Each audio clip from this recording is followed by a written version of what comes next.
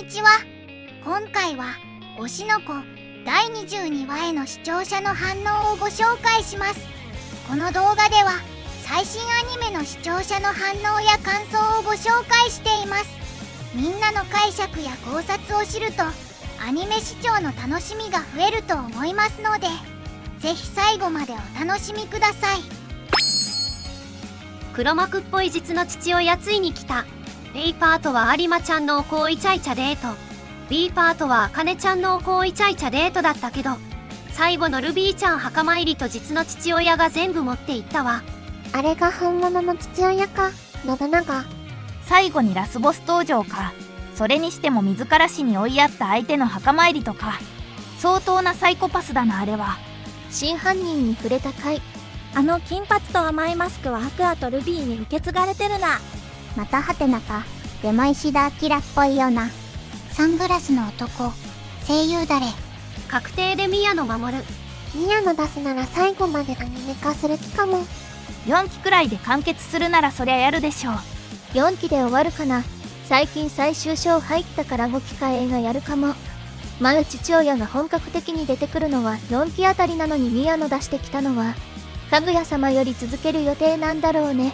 前半重曹ちゃんデート会で日常会かと思いきや、後半あかねちゃんデートで何かに気づいたあかねと思ったら、ラストルビー墓参りで真の父親参上。重曹ちゃんちょろかわいい。あかねもかわいいけど最後怖えよ。重曹ちゃんの棚ぼたデートが始まってデレデレになってるの見て、あ、これは曇らせの前振りだなって思ってたら、案の定急にあかねとの話が始まっててくさ。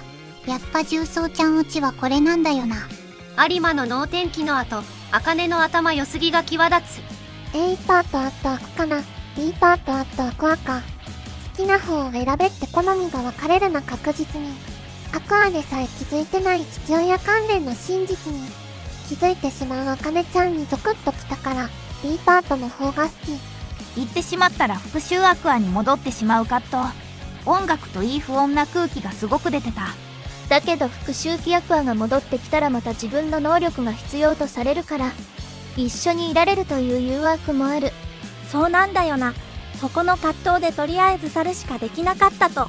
よくできてますわ。重曹ちゃんは仮にホテル連れて行かれてたらやってたのか。いざって時に守っちゃってアクアが帰ってその後一人で大後悔してそう。でもアイドルが男とデートして食事して仮にホテルまで行ってたら活動終了やん。重曹ちゃん可愛すぎわらた。でも完全に負けヒロイン的な魅力やな。かなちゃんとあかねちゃんで選べないからルビーちゃんにするわ。アクアと有馬かなとのデートはモテる男の勉強になるわ。メモメモ。ただしイケメ略。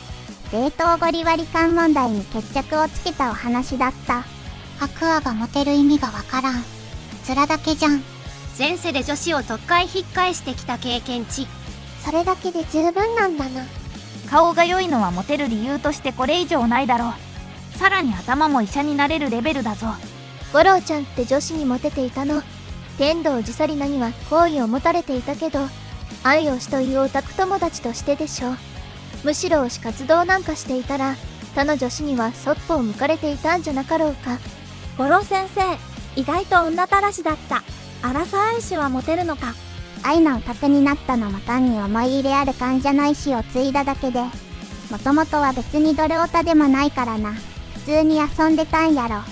若い医者なんてモテモテやろし。それでハイチーズは今なんて言うんだ。イエーイダブピやろう。おななぎちゃんかな。あかねは何に気がついた？何も浮気不倫するクズは男だけとは限らないってこと。それ言っちゃう。ものすごい闇だよね。気づいてしまった瞬間のあかねの汗だらだらで震える表情。いいよね。瞳をはじめとして表情の描き込みがずっと丁寧だわ。このアニメは。あかねさん気づきました。早くね。あかね、恐ろしい子。あかねの洞察力がヤバすぎる。やっぱ手放しちゃダメだよアクア。あかねは最強すぎて不安になるよね。敵からしたら真っ先に邪魔者扱いになる立ち位置だろうし、敵より強そうだけど笑い。これ、あかねの方が先に真相にたどり着いて殺されるけど、死に際に残したアクアへのメッセージが手がかりになって全ての真相が明かされる。少年漫画的な王道展開だろ。そっちの方が面白そうだな。アクアくんへ、君がこの DVD を見ているということは、私はもうこの世にいないってことだね。アニメ組だが、茜はあの話の内容で、落とし穴、父親は別人ってのがよく推理できたな。原作組は連載時から落とし穴に気づけていたの。オブラートに包んで言うと、後である人にも指摘されるんだけど、なんでそんなこと元産婦人科医が気づかなかったんだよ。よっぽど解放感あったんだなって原作勢は思ってた。ちょいちょい。茜は何に気づいたの？最後の男は誰？今まで出てたっけ？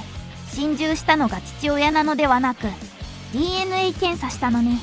最後の男と姫川の母ちゃんがやる。母ちゃんは姫川の父ちゃんに託らん。姫川生まれた後心中。最後の男と愛もやる。これにて姫川とアップアルビーは異母兄弟でありながら、最後の男は生存というルートが成立する。なるほど、託らんか。その可能性に即気づくのはすごいな。パーフェクトラージナンバーズ、関水、黒川茜だな。異母兄弟ってだけで父親が誰か確定してたわけじゃないんだよな。コミック読んだ時も、ちょっとあれって思ったが、心のどこかで平穏を求めてたんだろうな。まあでもあれだけの話聞いただけで違和感感じて、そこの部分を瞬時に見抜ける茜の凄さよ。またしても蚊帳の外のメム帳。むしろこちらのドロドロに巻き込まれない方が幸せだろう。謎めいて面白い。つか絶対続きあるやんけ。僕から2期ラストまでさらに面白くなるやで。復讐の重荷から解き放たれ、これからの生き方に悩むアクア。アクアの推理の盲点に気づき、伝えるべきか口を閉ざすべきか悩む茜。急転直下の展開、温度差で風邪ひきそう。そして現れた真のラスボス。盛り上がってまいりました。まあ、そうだよな。そう簡単に終わるわけがないです。原作も騒がしいので知ってましたけどね。しかし、アクアも私も見落としている抜け穴とは何なのか。真の父親がいるのは最後のシーンで理解しました。前半はカナとのデート会。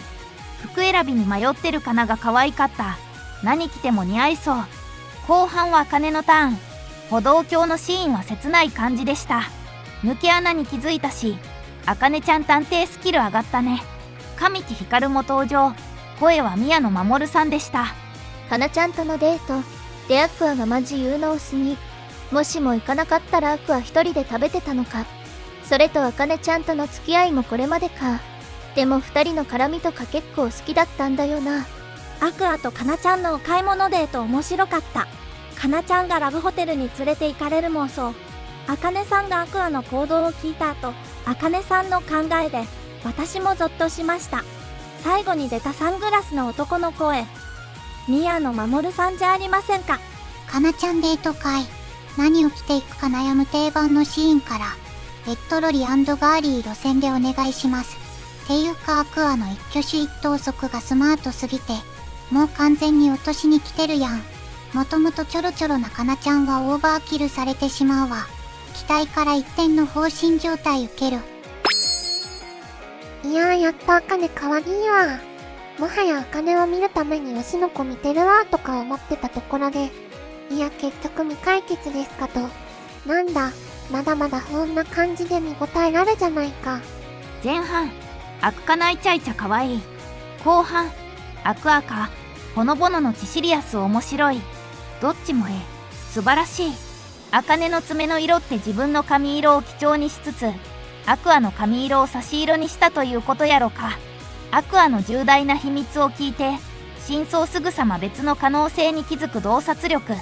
有馬かなとのデートでは冬だから相手の分も温かい飲み物を頼んでいるけど、黒川茜とのデートはそれぞれ冷たい飲み物を頼んでるのよね。前者は相手に楽しんでほしいプランだけど、後者は自分に縛られないで自由になってほしいっていうプランなのかなって感じが面白い。 DNA サンプルは近い人物から採取してるはずとか、父親は芸能人、異母兄弟、無理心中というキーワードから姫川の父がアクアのターゲットだと茜は気づいたのかな。そしてそいつは犯人たり言えないことも知っていた。アクアが2歳の時に死んでいるし、茜が気づいたのはそこか。対比のような、かなと茜に、面白さとスリリングさを感じた。無邪気にはしゃいで翻弄されてラブコメしてるし、気持ちも絵もよく動くかな。気持ちを読み切って、使われていると分かってても好きだと献身する茜。茜の気づき、やってきた謎の人物。最後まで油断ならない作品だわ。父親が判明し一件落着かと思ったが、日が落ちこれから暗くなる夕方で未来を語るアクアと茜。すべてを察した茜に差し迫るおぞましい何か。不吉を象徴するカラスの瞳に映るルビー。本当の父親と思われる男。これらすべてがこれからを物語っている。最後までご視聴いただきありがとうございました。皆さんのご感想や注目ポイント、考察などありましたらコメントで教えていただけると嬉しいです。このチャンネルでは最新アニメのみんなの反応や感想をご紹介しています。様々な考察や多様な意見を聞くとこれまでなかった視点が増えてアニメ視聴の新しい発見があるかもしれませんので、ぜひチャンネル登録とグッドボタンをよろしくお願いします。それではまた次回の動画でお会いしましょう。